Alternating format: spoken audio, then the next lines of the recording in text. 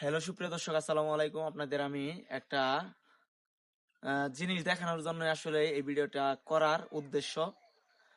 যারা গ্রামে থাকেন তারা একমাত্র জানেন, শহরের মানুষ খেয়েছেন হয়তোবা, কিন্তু এইভাবে আসলে এই গাছ দেখেন নাই।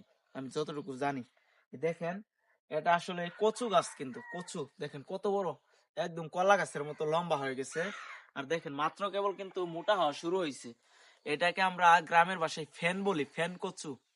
মানে কচু যেমন এরকম হয়, ঠিক তেমনি এটা কিন্তু ফ্যান, মানে মানে মোটা হবে, নারকেল গাছের ইয়ার মতো হয়ে যাবো গা। দেখেন গাছেরই, দেখছেন কত বড় হয়ে গেছে গাছেরই। আরো দেখেন, এই যে কেবল শুরু হয়েছে, মানে এই যে এই দিক কিন্তু খাওয়া হবে, এইগুলাও খাওয়া যা, কিন্তু এইগুলা কম খা মানুষ। এই যে গুড়ার এদিক যেটা আছে, এটাই কিন্তু খা।